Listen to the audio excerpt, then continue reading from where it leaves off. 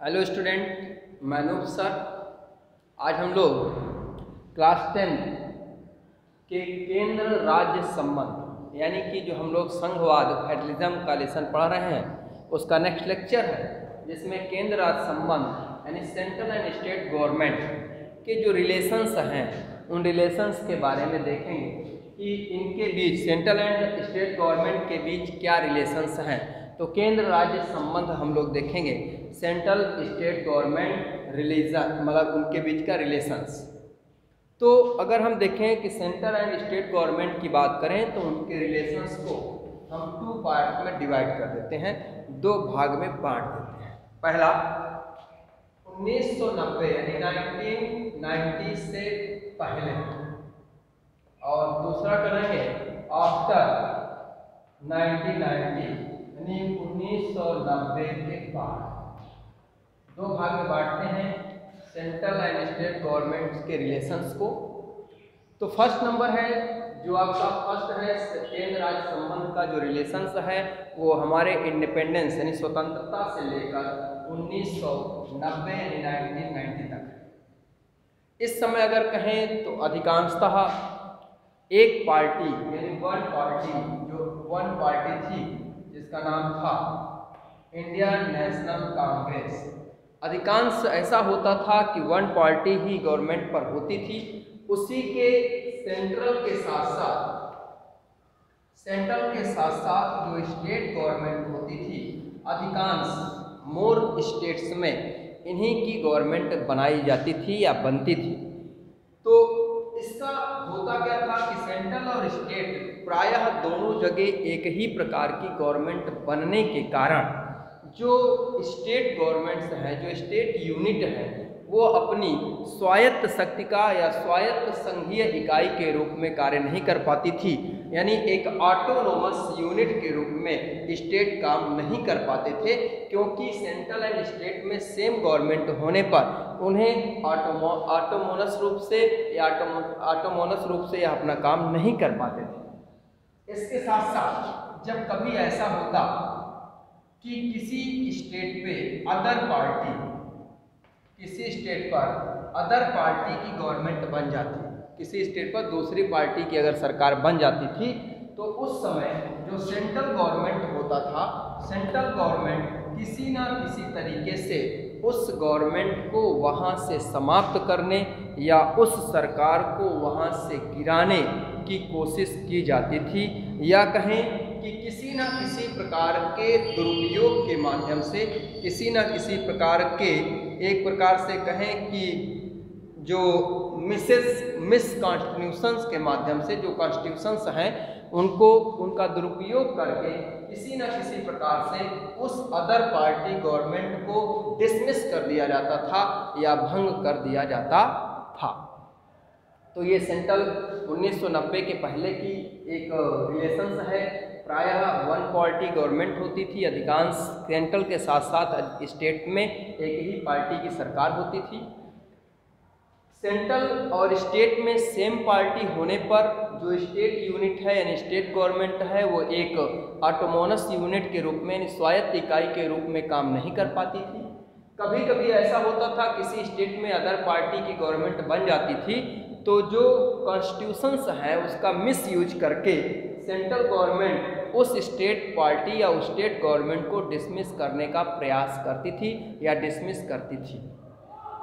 अब 1919 के बाद की स्थिति देखते हैं। तो इस समय अगर कहें तो इसमें कुछ चेंजिंग सिग्निफिकेशंस यानी इस समय काफ़ी हद तक स्थिति में परिवर्तन हुआ, और इस स्थिति में परिवर्तन का कारण था जो रीजनल पार्टी थी यानी जो क्षेत्रीय दल थे, रीजनल पार्टी थी, इनका प्रभुत्व बढ़ने लगा था या रीजनल पार्टियों का जो प्रभाव है वो बढ़ना शुरू हो गया था। और दूसरा, इस टाइम अब कोई भी गवर्नमेंट कोई भी पार्टी ऐसी कंडीशन पर नहीं थी जो अपनी सरकार बना सके, यानी मेजॉरिटी से अपनी सरकार को गठित कर सके। इसलिए करते क्या थे, अब गठबंधन सरकार का समय आ गया, यानी कि अलायंस गवर्नमेंट गठित की जाने लगी।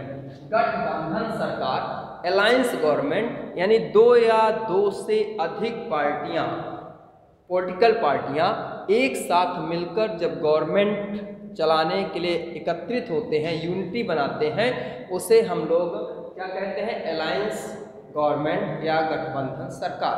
तो प्रायः अब सेंट्रल में किसका प्रभाव आ गया? एक अलायंस गवर्नमेंट का प्रभाव आ गया।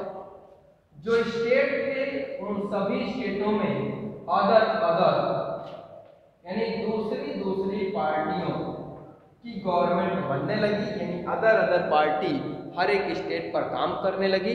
इसका परिणाम यह हुआ कि जो सेंट्रल गवर्नमेंट है अब वह क्षेत्रीय पार्टियों का, जो स्टेट गवर्नमेंट है उनका भी महत्व देना शुरू किए, यानी स्टेट गवर्नमेंट एक स्वतंत्र रूप से काम करना शुरू कर दिया और सेंट्रल गवर्नमेंट इन रीजनल पार्टियों को अपना महत्व देना शुरू कर दिए या इनको महत्व देना शुरू कर दिया गया।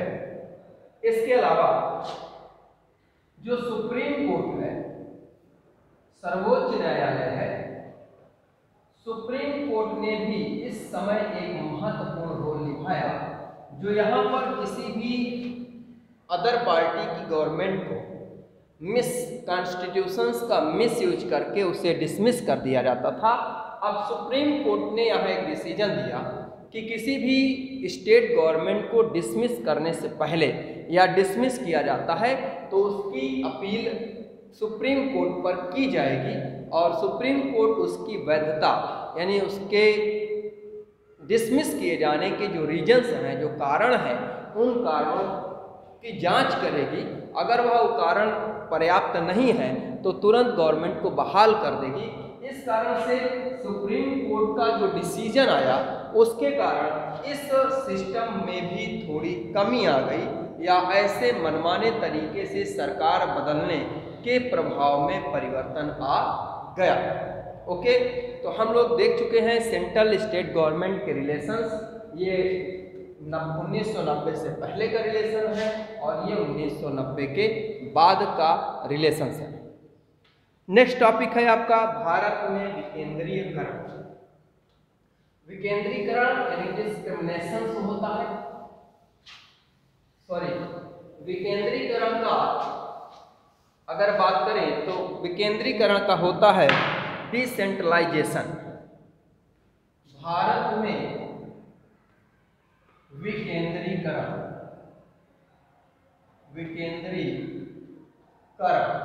यानी डिसेंट्रलाइजेशन इन इंडिया। तो डिसेंट्रलाइजेशन क्या है? देखिए, अभी तक गवर्नमेंट की जो सिस्टम है वो होगा कि एक केंद्र सरकार होगी और दूसरी राज्य सरकार होगी। तो जितनी भी शक्तियां हैं, जितने भी पावर्स हैं, वो सभी सेंट्रल और स्टेट गवर्नमेंट के पास ही होते हैं।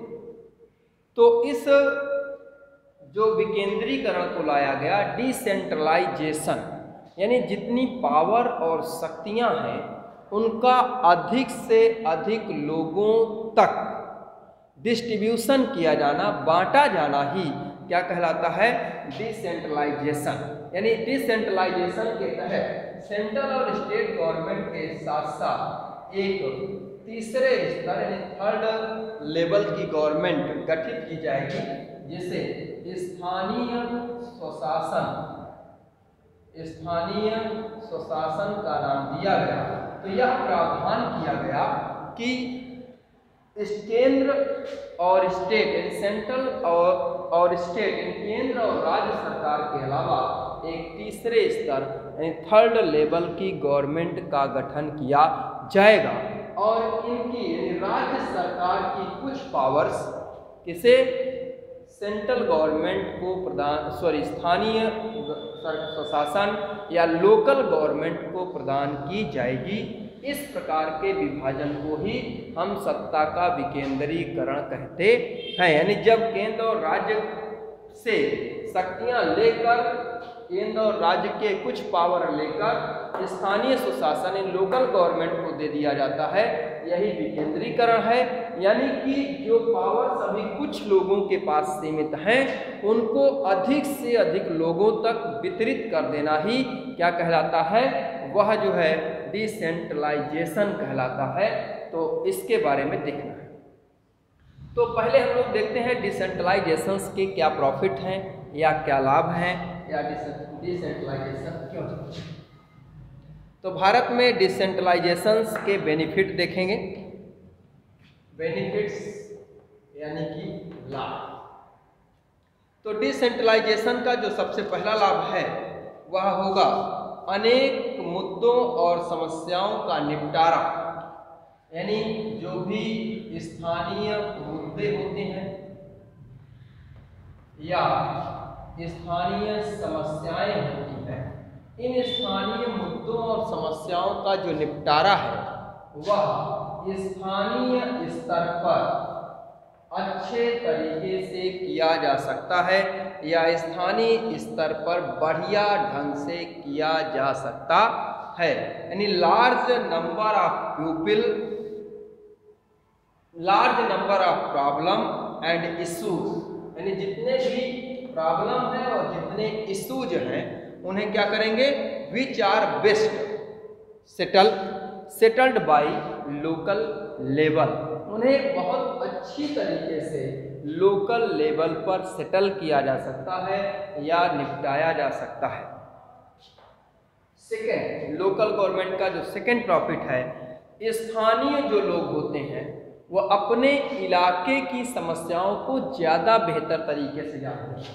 यानी जो स्थानीय लोग हैं उनके इलाके में, उनके क्षेत्र में कौन सी प्रॉब्लम सबसे बड़ी है या किन किन प्रॉब्लम को प्राथमिकता देना है, तो स्थानीय लोग जो होते हैं वो अपनी समस्याओं को अच्छी तरह से जानते हैं या अपनी समस्या को अच्छी तरह से पहचानते हैं। यानी people have better knowledge of problem in their local level. Okay, third number पे आते हैं। थर्ड नंबर पे जो समस्या है वो है कि पैसा, लोगों को इस बात की जानकारी होती है, यानी जो स्थानीय लोग हैं उनको यह ज़्यादा अच्छा अनुभव होता है कि जो पैसा गवर्नमेंट से आया है उस पैसे को किस प्रकार से और कहाँ खर्च किया जाए जिससे अधिक प्रॉफिट प्राप्त किया जा सके या जिससे अधिक लाभ प्राप्त किया जा सके। यानी they also have better ideas on where to spend money and how to manage things more efficiently. Okay, चौथे नंबर की समस्या की बात करें तो स्थानीय स्तर पर लोगों को फैसले में सीधे भागीदार बनाना, यानी जो लोग हैं वो किसी भी फैसले को लेने में सीधे भागीदार होते हैं, यानी वो सीधे किसी भी फैसले में अपनी हिस्सेदारी ले सकते हैं। यानी people to direct participate in decision making, यानी इस डिसीजन मेकिंग में पीपल डायरेक्ट भागीदारी कर सकता है या डायरेक्ट भाग ले सकता है। पांचवा है स्थानीय सरकार। जो स्थानीय गवर्नमेंट होती है, स्थानीय सरकारों की अगर बात करें तो इनको जो केंद्र है या राज्य सरकारें हैं इनके कुछ काम इन्हें बांटे जाते हैं, इनके कुछ वर्क, कुछ अधिकार या कुछ कार्य किसे दे दिए जाते हैं, लोकल गवर्नमेंट को दे देते हैं। तो इनका जो वर्कलोड है, इनके ऊपर जो कार्य का प्रेशर है, कार्य की अधिकता है, वह जो है वर्कलोड क्या होता है, वर्कलोड कम हो जाता है जिससे इनके कार्य कुशलता में वृद्धि होती है। ठीक है ना। जो लोकल गवर्नमेंट है उन्हें सेंट्रल एंड स्टेट गवर्नमेंट्स के कुछ पावर्स, कुछ कार्य यानी वर्क इन्हें सौंपे जाते हैं, जिससे इनका वर्कलोड कम होता है। और जब इनका वर्कलोड कम होगा तो क्या होगा, इनकी जो कैपेसिटी है या कार्य करने की क्षमता है, वो कार्य कुशलता है, वो बढ़ जाएगी। और लास्ट नंबर देखते हैं 6 कि स्वशासन लोकतांत्रिक सिद्धांत को वास्तविक बनाने का सबसे अच्छा तरीका है, क्योंकि लोकतंत्र कहता है, लोकतंत्र क्या है, जिसमें जनता का शासन हो। तो जो स्वशासन है, लोकल गवर्नमेंट है, जो ये लोकल गवर्नमेंट है, तो गवर्नमेंट है, यह जो है ये लोकल गवर्नमेंट इस डेमोक्रेसी का जो मूल प्रिंसिपल है, मूल सिद्धांत है, उस सिद्धांत को वायलेट बनाता है। क्योंकि अगर देखा जाए तो लोकल गवर्नमेंट के समय, वर्तमान समय में लगभग 36 लाख लोग चुने जाते हैं और शासन कार्य में अपनी सहभागिता निभाते हैं। तो इस प्रकार से अगर कहें तो जो लोकल गवर्नमेंट है, उसका जो वास्तविक सिद्धांत है, उसका जो प्रिंसिपल है, वो मूलतः कहाँ पर वो फॉलो होता है, वह मूलतः लोकल गवर्नमेंट में ही फॉलो होता है, या लोकल गवर्नमेंट में ही लोकतंत्र के सिद्धांत फॉलो होते हैं। ठीक है, तो जो समस्याएं थी, विकेंद्रीकरण, ठीक है, डिसेंट्रलाइजेशन है, इससे क्या लाभ है, प्रॉफिट है। पहला है स्थानीय लेवल के जो मुद्दे और समस्याएं हैं, वो स्थानीय स्तर पर अच्छी तरह से पता होते हैं। स्थानीय लोग अपनी समस्याओं को बाहरी लोगों की अपेक्षा अच्छे से सुलझा सकते हैं।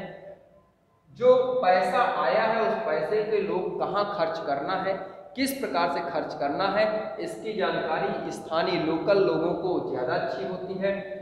जो लोकल लेवल पर फैसले या डिसीजन लिए जाते हैं, वो डिसीजन लोकल लोगों पर, या जो पीपल्स हैं, लोकल पीपल्स हैं, उनको डिसीजन मेकिंग में आप पार्टिसिपेट करा सकते हैं, भाग दिला सकते हैं। स्थानीय सरकार, जो लोकल गवर्नमेंट है, सेंट्रल गवर्नमेंट के जो कुछ काम है वो किसे दे दिए गए, लोकल गवर्नमेंट को। तो जो सेंट्रल और स्टेट गवर्नमेंट हैं, उनके कुछ कार्य कम हो जाते हैं, उनका वर्कलोड कम हो जाता है, जिससे उनके वर्किंग मतलब कार्य करने की जो क्षमता है उसमें सुधार होता है या उसमें वृद्धि होती है।